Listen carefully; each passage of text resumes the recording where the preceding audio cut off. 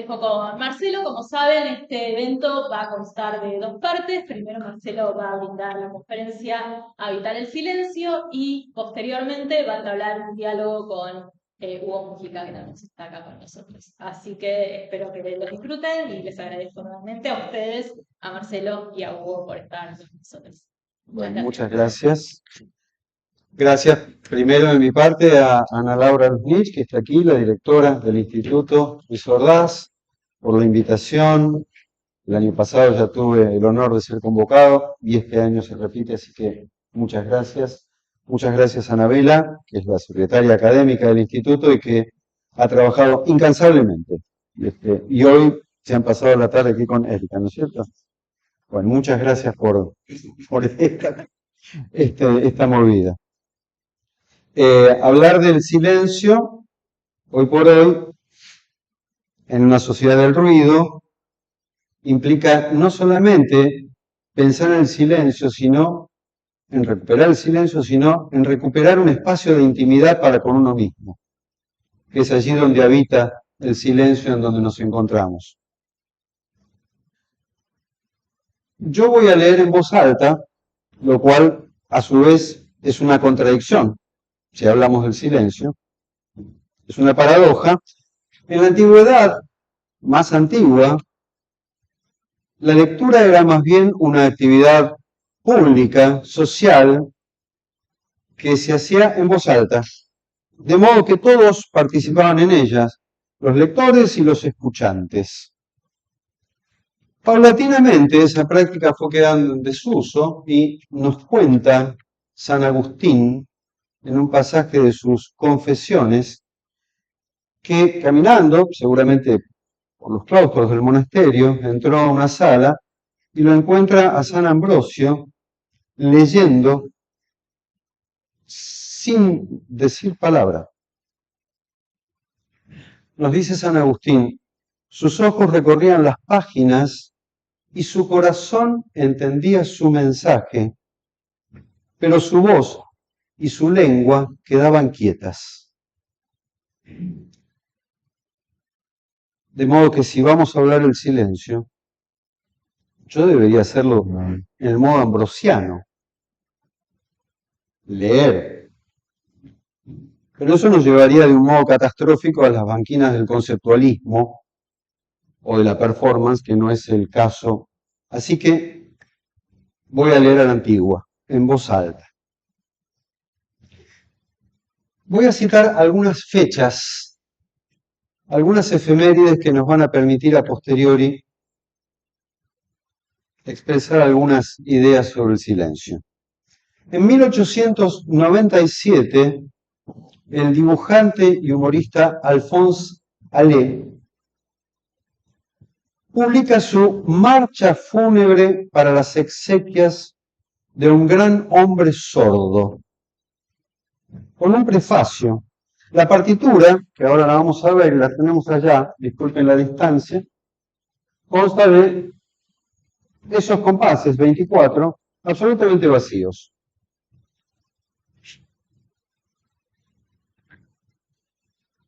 En 1919, 20 años después, el compositor checo Erwin Schulhoff, que va a morir de tuberculosis años después en un campo de concentración, da a conocer una suite para piano de 5 partes, se llama Pittoresken. La tercera de esas piezas consta de 30 compases que están ocupados solamente por los símbolos que usamos para determinar los silencios en música. Esa es la imagen número 2, la podemos ver allí. Después, si quieren, se acercan y la vemos, pero todo lo que hay allí adentro, todo ese ruido visual, son silencios. Así que después de que el pianista toca 2 piezas muy vivaces que están basadas en ritmos bailables, un foxtrot y un ragtime, el pianista se queda en silencio aproximadamente 1 minuto y medio frente al teclado. Y después va a tocar otras 2 piezas más que son muy vivaces también de la tradición bailable. Paradójicamente, como decíamos recién, el silencio de esa partitura, a contraposición de la obra del humorista francés, presenta mucho ruido visual, mucha información. Vemos un montón de silencios, incluso algunos dibujitos que hoy diríamos son como memes, que de algún modo contradice la idea de la pieza. Ya vamos a volver. El 29 de agosto de 1952, o sea, volvemos a unos 30 años hacia adelante, el compositor norteamericano John Cage da a conocer su pieza más célebre, que no es la mejor de las suyas, pero sí la más célebre, 4:33, 4 minutos 33 segundos, una pieza que consta de 3 movimientos pautados, con números romanos, con una duración específica para cada una de ellas, en las cuales el pianista abre la tapa del piano, primer movimiento transcurre en silencio, cierra la tapa del piano, abre, cierra, abre y cierra. Creo que tenemos la imagen allí. Después del 1 hay una señal que vamos a hablar de ella. Parece más que evidente que la obra de Hallé es lo que los franceses llaman una boutade, una humorada, una ironía, medio burlona, a la que son tan afectos los intelectuales franceses. Una ironía doble, podríamos decir, ya que es una obra destinada, primero, a un hombre que murió, segundo, a un hombre que era sordo, que no podría oír la música aunque estuviera escrita y aunque estuviera vivo. Y a la vez es el mismo Hallé el que justifica de algún modo el vacío gráfico de la partitura al mencionar que, y leo, puesto que las grandes penas son silenciosas, los intérpretes solo deben preocuparse en contar los compases, en lugar de entregarse a ese ruido indecente que quita todo carácter augusto a los mejores funerales. Entonces nos preguntamos, ¿para qué escribir algo que no se va a manifestar sonoramente y que tampoco nadie podría oír? El caso de Schulhoff, vimos su partitura poblada de silencios, parece ser diferente. Schulhoff era un músico de gran formación, un gran pianista y un gran compositor, por otra parte, poco difundido, de esos compositores o artistas que ocupan el lado B de los discos, pero que son tan importantes como los del lado A. La irrupción de esta pieza, absolutamente ajena a todo lo previo que se escuchó y ajena a todo lo posterior que se va a escuchar, dos piezas bailables, no parecen ser fruto de una ironía, sino más bien fruto de la época. La obra es de 1919, un año después de que la Gran Guerra destrozara, derribara totalmente el ideal de progreso que Europa había soñado y cultivado a lo largo de siglos. La irrupción de ese continente enmarcado por piezas de tono popular opera casi como una reflexión o tal vez como un requiem íntimo para la guerra. La pieza tiene un nombre en latín, in futurum, que quiere decir para el porvenir, lo cual también nos lleva a pensar que tal vez esa esperanza silenciosa de Schulhoff era de algún modo una esperanza hacia el futuro y hacia un futuro mejor sin guerras. Lleva además una indicación de carácter. Dice, pensemos que es una obra en donde nadie toca nada, hay silencio, pero dice, en un tiempo intemporal. ¿Será el silencio el signo de lo atemporal? ¿Será que existe lo atemporal? Lo sin tiempo, lo fuera del tiempo. Y en ese caso, ¿es el silencio su banda sonora? Cage, por su parte, un año antes de 433, había visitado una cámara anecoica ubicada en la Universidad de Harvard. Una cámara anecoica es un espacio no mucho más grande que de aquí hasta allá, diseñada por ingenieros acústicos, con materiales que absorben el sonido y que no lo devuelven. Estos materiales tienen un eco, cualquier espacio lo hace, pero esos espacios están diseñados para investigar fenómenos sonoros. Entonces, uno entra allí y hay un silencio casi absoluto. Tenemos una imagen, se ve poco, hay una segunda imagen después, además, Erika. Ese es el tamaño más o menos de una cámara anecoica. Filtra absolutamente cualquier ruido del exterior, cualquier sonido o ruido, y evita que salga nada hacia el exterior. Cuando Cage salió de la cámara anecoica, los ingenieros que lo habían invitado le preguntaron si había escuchado algo. Cage respondió que sí, que había escuchado un sonido agudo y otro grave, pero que no podía identificar la fuente y la procedencia. Le explicaron que el sonido agudo que escuchaba era la actividad eléctrica de su cerebro y que el sonido grave era el de su sangre corriendo por su cuerpo. Así que Cage salió de allí diciendo, el silencio no existe. Está poblado de ruidos y sonidos de diversa índole. Vuelvo hacia atrás. En 1914, el filósofo y escritor español José Ortega y Gasset, en sus Meditaciones del Quijote, da cuenta de lo difícil que es encontrar el silencio. Lo leo. Hay lugares de excelente silencio, el cual no es nunca un silencio absoluto.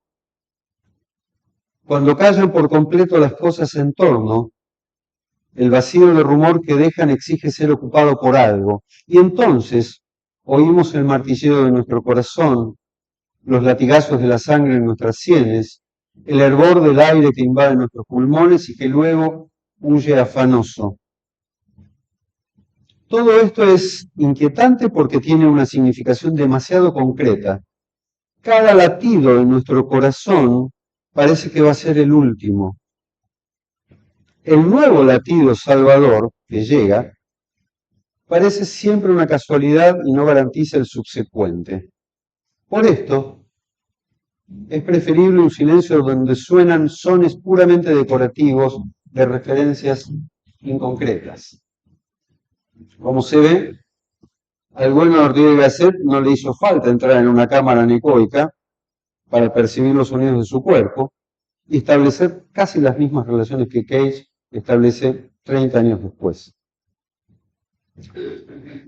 Para la época en que Ortega y Gasset escribía esto, más precisamente en 1913, el músico italiano Luigi Russolo publica El arte de los ruidos.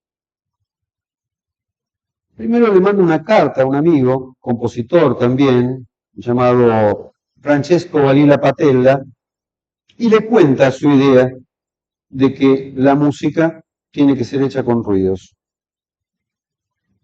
Hago un paréntesis, porque nos va a servir para después. La mejor definición de ruido que yo conozco la dio un compositor canadiense ya fallecido, Murray Schafer, diciendo, ruido es cualquier señal sonora indeseada. Tengamos en cuenta esto.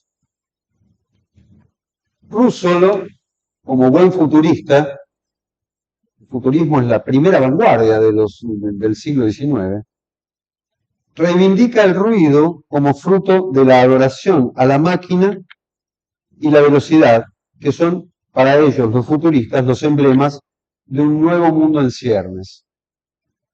Nos decía, nosotros los futuristas hemos amado profundamente las armonías de los grandes maestros y hemos gozado con ellas.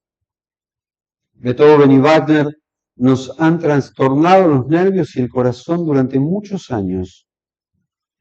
Ahora estamos saciados de ellas y disfrutamos mucho más combinando idealmente los ruidos del tren, de motores de explosión, de carrozas y de muchedumbres vociferantes, que volviendo a escuchar, por ejemplo, la heroica o la pastoral. La entronización del maquinismo y su ruido inherente, no hay máquina sin ruido, implica de hecho la desaparición del silencio como posibilidad, dado que el mundo nuevo se va a regir más por la fricción de los engranajes que por marchar hacia el sendero de la linde sonora. Para los futuristas italianos, el silencio resultaba aturdidor. Era una señal sonora indeseada.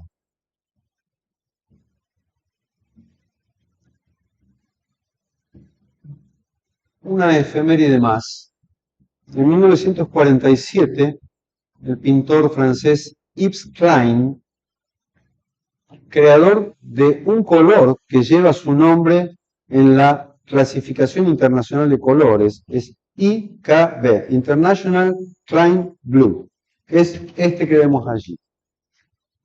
Es un color azul intenso y muchos de sus cuadros están pintados solamente con ese color, con manchas abstractas. En 1947 Klein imaginó una obra para orquesta y coro que tenía 20 minutos de sonido seguidos de 20 minutos de silencio. La obra se llama Sinfonía monótona, o en francés, Symphonie monotone-silence, silencio. Klein nos decía, esta sinfonía de 40 minutos de duración, aunque esto carece de importancia, consistía en un único sonido continuo, prolongado y desprovisto de principio a fin, creando una sensación de vértigo y de aspiración fuera del tiempo. Por lo tanto, incluso en su presencia, esta sinfonía no existe. Existe fuera de la fenomenología del tiempo porque no nace ni morirá después de la existencia. Sin embargo, en el mundo de nuestras posibilidades de percepción consciente, es silencio, presencia audible. La primera presentación tuvo lugar en 1960, 13 años después de la idea de Klein, en la cual 3 modelos desnudas son pintadas con el azul de Klein y ruedan sobre unas telas que están en el piso, dejando impresas las manchas al azar. Creo que lo tenemos allí. Imaginen los músicos, la escena, los músicos vestidos correctamente, con traje, corbata negra, anteojos gruesos, tocando la obra, mientras 3 mujeres desnudas en ese momento, años 60, rodaban frente a ellos. La obra consiste en un único acorde en re mayor. Cada músico toca su nota todo el tiempo. La partitura es obra de un amigo de Klein, que no era músico. Le dio la idea y su amigo la transcribió. Acá no se ve muy bien, pero en el ángulo izquierdo superior hay una indicación que dice tocar entre 5 y 7 minutos y luego hacer 44 minutos de silencio. Klein había dicho 20 minutos de sonido, 20 de silencio. Podría ser del modo que uno quisiera. La monotonía sonora, representada en ese sonido estático, fuera del tiempo, va en concordancia de algún modo con la monotonía cromática de los cuadros de Klein, que trabajaba con un solo y único color, y conjugan ambas instancias con la unicidad del silencio posterior indicado por el autor. Si hablamos de pinturas y de colores, es imprescindible hablar de las white paintings, las pinturas blancas, de Robert Rauschenberg, un pintor perteneciente a la Escuela Expresionista Abstracta de Nueva York, un grupo de pintores, Philip Gaston, Jackson Pollock, Marroco, Rauschenberg mismo, Wilhelm de Kœnig. Rauschenberg presenta siete pinturas. Son paneles verticales pintados de blanco a rodillo, sin más. Algunos son un solo panel, díptico, tríptico, un panel de 4 y uno de 7. La apuesta de Rauschenberg es que lo que ocurra sobre los lienzos va a tener que ver con los cambios de luz, de la luz que entra a la sala donde está expuesto, o de las sombras de las personas que se paran frente a ellos.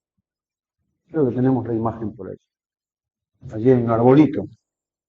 Así que lo que ocurre es absolutamente eventual. Cage, para su obra 433, seguramente, porque estaba en contacto con Rauschenberg, se sintió tentado de ese grado cero de la pintura, donde no hay nada más que el color blanco que sabemos reúne todos los colores en uno solo. La ausencia de todo rastro plástico en estas pinturas nos enfrenta a la posibilidad del silencio pictórico, del mismo modo que las pinturas azules de Klein, pero en donde el azul de aquellas parecía avanzar hacia nosotros, de un modo que había un desafío y belleza profunda y cierto erotismo cromático, una erótica del color. Las superficies blancas de Rauschenberg son, podríamos decir, asexuadas y ofrecen un vacío que solo nosotros, voluntariamente, podemos habitar. Una última referencia, esta vez al cine. En octubre de 1952, 2 meses después del estreno de 433 de Cage, en Francia, el escritor y polifacético artista Guy Debord, famoso por su famosísimo libro La Sociedad del Espectáculo, que aún hoy sigue teniendo absoluta vigencia, estrena una película hecha por él que se llama Lamentos en favor de Sade. Dura 64 minutos y alterna momentos de la pantalla en blanco, celuloide. Todos hemos visto que de repente aparece algo que estaba por ahí pegadito, una pelusa, manchitas, pero nada más que eso, mientras se escuchan voces en off que hablan. Tanto pueden estar hablando algunos artículos del Código Civil francés como de pasajes de novelas famosas de autores franceses. Esos momentos de la pantalla blanca corriendo el celuloide son alternados por momentos en donde la pantalla queda negra y no hay ningún sonido. Pero no son momentos, pueden ser 7 minutos, 10 minutos, y después vuelve, y después, y después. No sabemos si la intención de Debord era establecer algún tipo de crítica ácida, en todo caso, contra el cine de argumento, contra Hollywood, convocar a una toma de conciencia de los espectadores acerca de las posibilidades y las imposibilidades del cine como forma de arte, o eventualmente intentar una nueva forma de hacerlo. En todo caso, descartamos cualquier intencionalidad paródica, ya que Debord escribió, y mucho, contra la sociedad de su época, alienada, según él, a los designios de aquello que dictaban las pantallas y los medios de comunicación. Entre paréntesis, nada nuevo de lo que está pasando allí, ahora entre nosotros. Cité estas efemérides porque nos permiten jalonar distintas intenciones y distintas miradas sobre el silencio y a la vez nos permite reflexionar un poco. La observación de Cage acerca de que el silencio no existe es en cierto sentido falaz. El título de su obra más conocida, 4:33, encierra un secreto en esa cifra. Si sumamos los segundos contenidos en 4 minutos y 33 segundos, la cifra nos da 273, que es el equivalente al cero absoluto de la temperatura, del frío extremo, el grado Kelvin en física. Es el momento en que las moléculas ya no se mueven. Cuando hacemos esto, estamos poniendo en movimiento las moléculas que pertenecen a la materia o al aire. Esas moléculas enloquecidamente chocan entre sí y forman una onda concéntrica alrededor del lugar donde se ha producido esa acción. Esa onda llega a nosotros y la escuchamos como sonido o como ruido eventualmente. Si estamos en 273 y las moléculas no se mueven, estamos en presencia del silencio. Un silencio prácticamente absoluto. Tal vez la aspiración secreta de Cage era establecer, como quiso y no pudo en su momento Roland Barthes en su artículo El grado cero de la escritura, que era un alegato a favor de una escritura despojada de los convencionalismos de la lengua y de las convenciones culturales, por supuesto.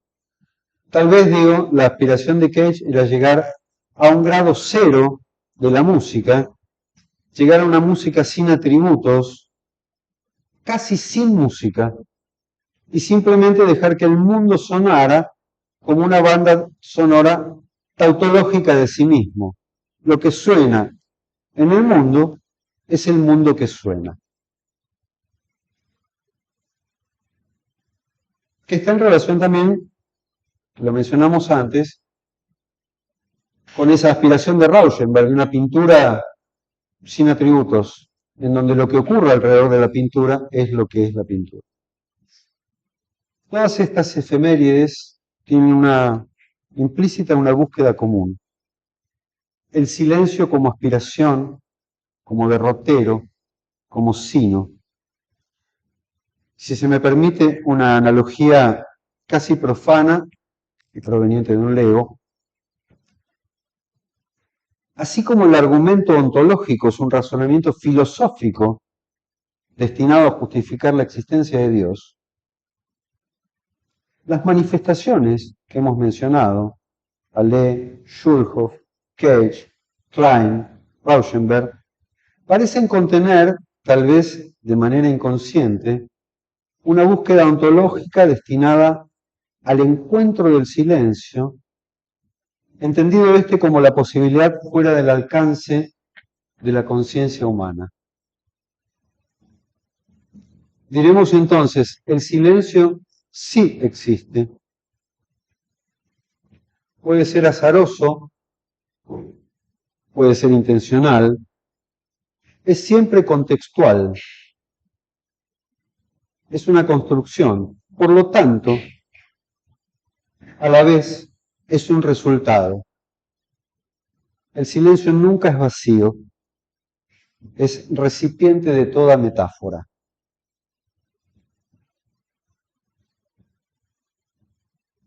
Anaxágoras, uno de los filósofos presocráticos, sostenía que todo lo que vemos está compuesto por infinitas semillas o partículas muy pequeñas, spermata, en el griego antiguo, que son invisibles a simple vista y que constituyen la verdadera sustancia de las cosas.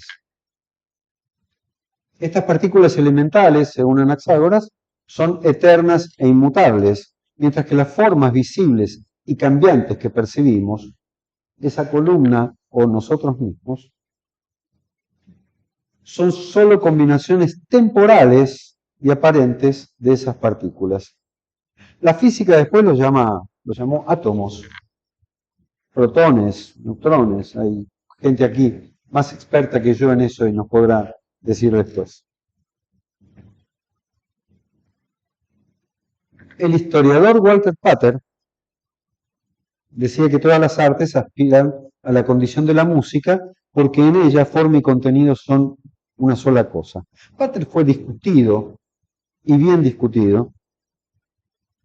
Podríamos ver si el acerto de Pater es certero o no, pero prefiero quedarme con esa idea de lo aspiracional. Y me pregunto, ¿no aspira en definitiva la música al silencio? ¿No proviene de él como casi todo lo que podemos imaginar? ¿No hay en ella una nostalgia casi uterina, la de ese espacio ideal en el que nada se nos pide y todo se nos da? ¿No será entonces que la música viene desde el silencio, reclamada por nuestra necesidad de esa presencia inacible, portadora de lo inefable?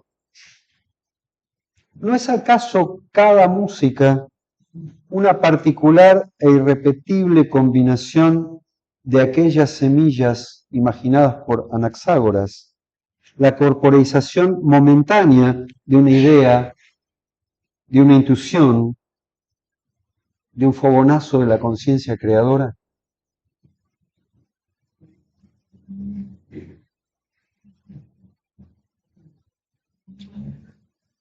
Hay muchas maneras de experimentar el silencio. Se lo puede escuchar, se lo puede construir, podemos compartirlo, podemos extrañarlo o rehuirle. A veces es manifestación de la presencia del ausente, una presencia audible, como decía Klein. Lo que estaba o debería estar y sin embargo nos retasea su manifestación. Otras, el silencio habita en los gestos y en los sonidos domésticos como presencia discreta y amorosa. Luis Sagasti, un gran escritor argentino bahiense, escribe en un pasaje de uno de sus libros: los pasos del monje, el agua que cae sobre los platos sucios, campanas, un cuervo, las páginas del libro dadas vuelta, el viento, una silla que cruje, el martillo a lo lejos, el vaso que se apoya en la mesa, un rastrillo dibuja una espiral en el jardín de arena, un pájaro apenas, un cuervo, un fósforo, tos, una sierra, alguien sopla. De pronto la lluvia, pasos en el pasillo, el olor a humedad, un limonero, serruchos, una cortina se corre. Todo ese silencio se escucha en la abadía. Sagasti describe la experiencia del silencio que habita en las cosas, en los gestos, pero sobre todo en nosotros mismos. Del otro lado de la abadía, en su extremo opuesto, mucho más lejos en el espacio y en el tiempo, podemos intuir o imaginar que el Big Bang de los científicos tuvo una banda sonora inimaginable, una explosión de sonidos inauditos que nadie previó y que asombró a todos los presentes. Sobre todo porque los allí presentes en el momento del Big Bang, entiéndase bien, solo conocían previamente un estado de silencio que nadie llamaba así, porque no se habían inventado las palabras aún. Un estado en el que la nada era el todo. Vayamos ahora, en esta última parte, para Vayamos al campo específico de la música.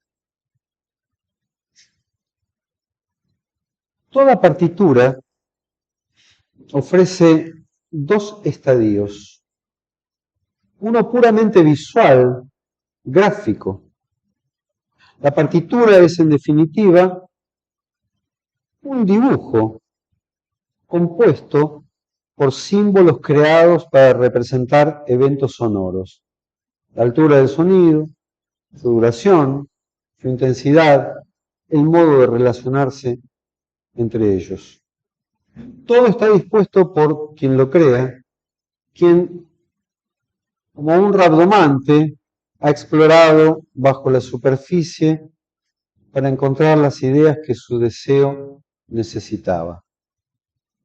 La partitura en ese estadio es una escena inmóvil, congelada, silenciosa, a la espera de quien sepa cómo hacer que lo que allí está en potencia transmute hacia ese otro estadio que mencionamos previamente, el de la acción sonora, el que reviste de narrativa lo que era apenas una taquigrafía quieta y muda.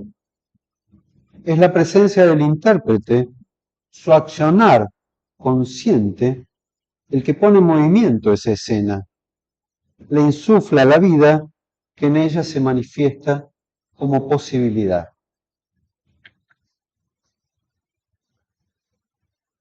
Hay una escena en uno de los capítulos de la última temporada de Black Mirror, el capítulo se llama Hotel Reverie, y es una empresa que hoy permite que actores vayan a actuar en películas del pasado. Entonces los conectan y los llevan a un lugar donde la gente está, a lo mejor la dama paseando el perrito así, el barman sacudiendo, quietos, alguien señalando, dos charlando, y esta actriz está caminando entre ellos hasta que le dicen, va a empezar la escena. Y entonces cuando le dicen ya, todos empiezan a moverse. Siempre he imaginado la partitura como un espacio tridimensional, en donde uno dice, acá está la corchea, acá está la negra, acá está la barra, acá está esto, hasta que se pone en movimiento. Y entonces acontece la música. Vamos a unos pocos ejemplos musicales porque, como nos hemos atrasado, quiero tener tiempo para dialogar con Hugo. El compositor estadounidense Morton Feldman amaba la pintura. De hecho, tenía más amigos pintores que músicos. De su música decía Feldman que habitaba entre dos categorías, el tiempo y el espacio. Y decía que la música era un tiempo con superficie. La música de Feldman rechaza de plano las estridencias y más bien aloja de un modo natural el silencio. Un caso paradigmático ocurre en la última de sus 6 piezas llamadas Intermission, intermedio. Son piezas para piano breves, sumamente austeras, no son piezas virtuosas. La partitura, antes de esto estamos. Esto es 02, 002. La partitura es así, es una hoja en la que hay pedacitos de pentagrama, en algunas puede haber una nota, en otras dos, en otras un acorde. El intérprete deriva de una a la otra a su propio designio.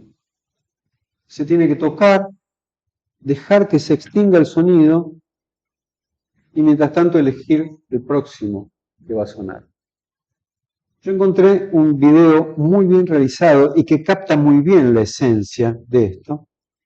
Vamos a escuchar un pedacito porque hay una percepción muy fina de la idea de Feldman, de cómo aparece el sonido, cómo se desvanece y cómo vuelve a aparecer en algún otro lugar, nunca en una sucesión lineal de izquierda a derecha, nunca con un recorrido teleológico, nunca hay nudo, planteo, nudo y resolución, nunca hay un final previsible, sino hay más bien un estado. No sé si vamos a poder escuchar. Disculpen que teníamos todo el equipo de audio preparado allá y acá tuvimos que venir con lo que tenemos. En todo caso, si no fuera que lo podemos escuchar, sí lo podemos ver.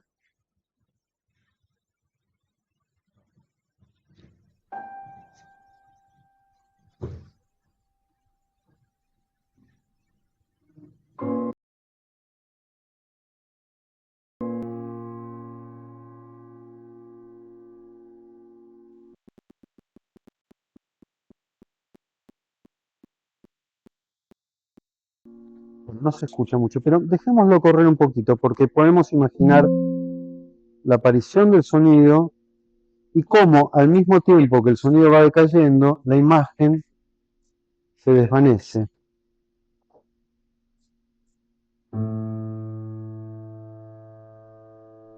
Y allí aparece otro, y así sucesivamente. La obra se llama, gracias Erika, la obra se llama Intermission, con doble S, Intermission 6. Creo que la van a encontrar fácil.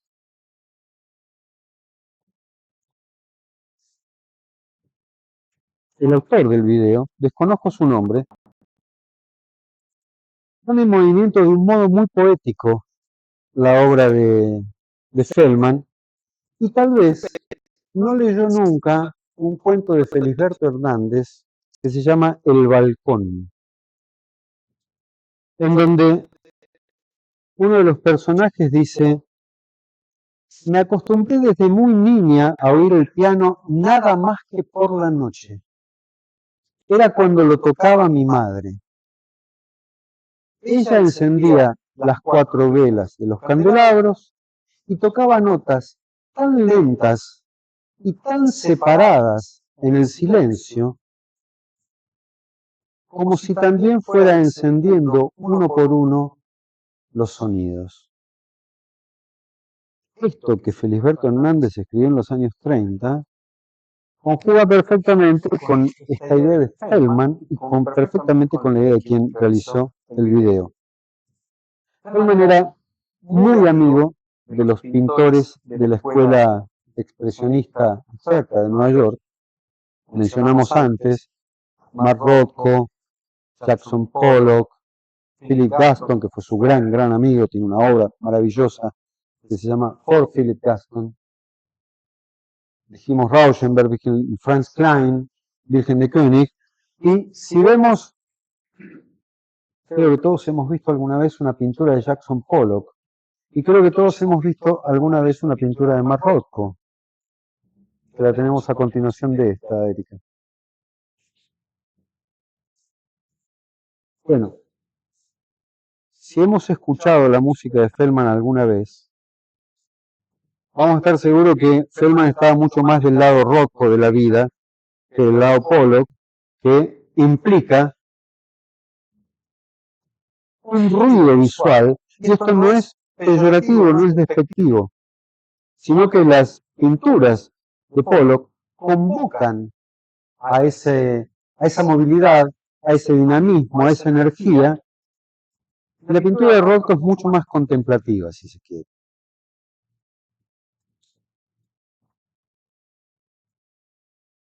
Una obra de John Cage que se llama 62 Mesósticos for Merce Cunningham, 62 mesósticos para Merce Cunningham. Merce Cunningham fue uno de los renovadores de la danza en Estados Unidos, un gran coreógrafo, pareja de Cage durante muchos años. Y un mesóstico es como un acróstico, pero en vez de poner la palabra en el borde izquierdo y a partir de allí escribir, se la pone en el centro y se escribe de un lado y del otro. Cage hizo esos mesósticos con operaciones de Lichín, con un diccionario de operaciones tirando las monedas de Lichín.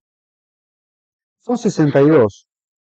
Tienen una impronta visual importante y necesitan de un lector que tenga una voz importante también y que sepa hacer con la voz el paralelo sonoro de una grafía que puede tener una letra así chiquita y una letra así grande. Como si yo dijera, tengo una A chiquitita acá y tengo una M acá, y yo digo, ah, por ejemplo. Lo que quiero decir es que entre cada una de esas lecturas que llevan entre medio minuto y 40 segundos, ahí se especifica que el lector tiene que hacer silencio, pero no especifica cuánto silencio. Y esa espera, y lo he comprobado alguna vez, no porque yo fuera el intérprete,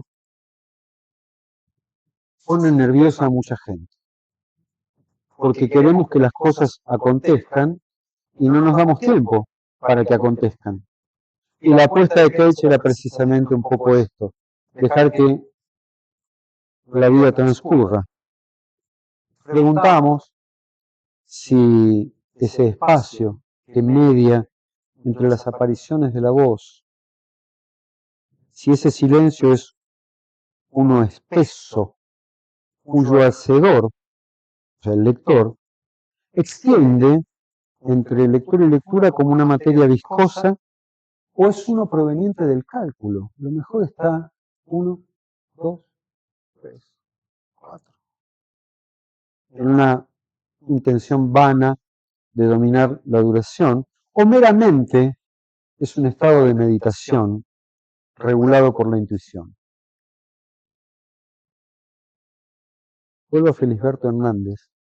En el mismo cuento, el balcón se llama el cuento. El teatro donde yo daba los conciertos también tenía poca gente y lo había invadido el silencio. Yo lo veía agrandarse en la gran tapa negra del piano. Al silencio le gustaba escuchar la música. Oía hasta la última resonancia y después se quedaba pensando en lo que había escuchado. Sus opiniones tardaban, pero cuando el silencio ya era de confianza, intervenía en la música. Pasaba entre los sonidos como un gato con su gran cola negra y los dejaba llenos de intenciones.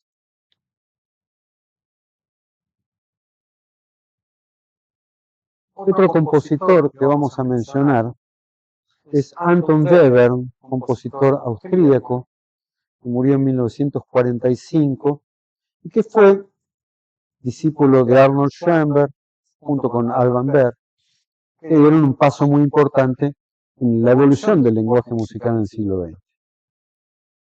La música de Anton Webern suena, es una opinión personal, por supuesto, siempre misteriosa y nocturna.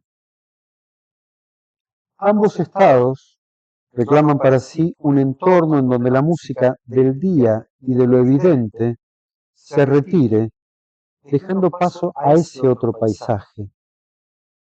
El misterio y la noche, que suelen ir de la mano, se visten de silencio. La música de Weber es en buena parte silenciosa. La brevedad de su música corre en paralelo al haiku japonés, en donde lo no dicho es tan importante como lo que se expresa.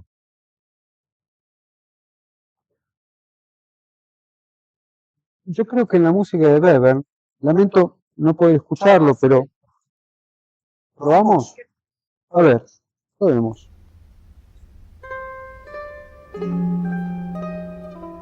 No, es muy chiquito el parlante.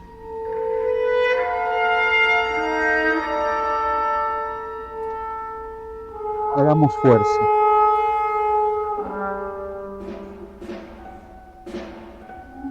Bien, hasta ahí. Porque se nos filtra mucho al modo keynesiano el ruido de afuera. En todo caso, yo he traído para compartir con ustedes las piezas para orquesta del Opus 5 de Weber, que son, en realidad dice piezas para orquesta, son para unos 15 instrumentos, no es una orquesta. Y no es que necesariamente, como en Feldman, haya silencio entre los acontecimientos. Más bien, el silencio en la música de Weber transcurre como el gato de Felisberto. Al silencio le gustaba escuchar la música de Webern, podríamos decir ahora. Oía hasta la última resonancia y el silencio se filtra. El silencio es constitutivo de la sonoridad de tantísimas obras de Anton Webern. No es necesariamente una pausa entre acontecimientos, sino es algo que transcurre y se filtra en los acontecimientos, y es una música que requiere una escucha silenciosa de nuestra parte. Hay músicas que las podemos escuchar en cualquier situación. Pero como decía Juan José Saer, que el acto de leer es un acto que requiere de la inspiración del lector también, como colaborador de eso que hacia él viene. La música de Weber reclama de nosotros ese estado de silencio. Y ahora sí, para terminar, algo que siempre me ha llamado la atención. Algunos compositores, después de que termina la obra, indican de alguna manera hacer silencio. Salvatore Giardino, un gran compositor, cerca de los 80, en mucha actividad, extraordinario compositor, en una de sus obras, en muchas, pero en una de sus obras que traje, se llama El espacio inverso, lo spazio inverso, al final de la partitura, más adelante, mucho más adelante. Estos son los mesósticos de Cage. Es 0,5. Más todavía. Sí, esa misma. Esa misma, sí. Gracias, Erika. Acá no se ve mucho, pero si me permiten, acá los músicos dejan de tocar. Y todo este espacio, Giardino pone un calderón, que es un signo específico que indica que el tiempo en ese lugar lo decide, la duración lo decide el intérprete. Giardino pone un gran calderón al terminar. Nos está diciendo, la música terminó, vaya con ella hasta que se extinga. Acompáñela, no aplauda, no se ponga fervoroso. Tampoco es una música que aliente el fervor, sino más bien una concentración. Muchos compositores hacen eso. En el caso siguiente, una obra de György Ligeti, compositor húngaro que murió en 2006, su obra Lux Eterna, una obra para 16 voces, comienza en un unísono de las voces femeninas. Cantan todas una nota y después se van separando entre sí. La obra termina con un unísono de las voces femeninas en un registro mucho más grave. Y cuando termina el último compás, Ligeti dibuja 7 compases más con su silencio correspondiente. A diferencia de Giardino, Ligeti parece estar diciéndonos, esta es la cantidad de silencio que yo creo que debe hacerse después que termina mi obra. Esos 7 compases es una indicación para el director, porque el director en todo caso quedará inmóvil, llevará tal vez la cuenta y después dará paso a lo siguiente. Pero Ligeti es prescriptivo, pone 7 compases, no pone 8, no pone 5, no pone 14, pone 7. Y la última que tenemos es una obra para flauta sola de Toshio Hosokawa, compositor japonés actual. Tenemos la inversa. Antes de la primera nota, acá no se ve. ¿Se puede hacer zoom sobre esto? Todo el zoom que se pueda. Eso. Antes de la primera nota, es una obra para flauta. En general, los músicos solemos poner una nota y una curvita así, diciendo, esto continúa. En la primera nota que va a tocar el flautista, la curvita viene de antes no hay nada. Un amigo que estuvo hace poco con Hosokawa dirigiendo una obra de él, Me contaba que Hosokawa es una obra que tiene tambores taiko, los tambores grandes japoneses. Y decía, para el intérprete de taiko, el sonido comienza acá. No comienza aquí.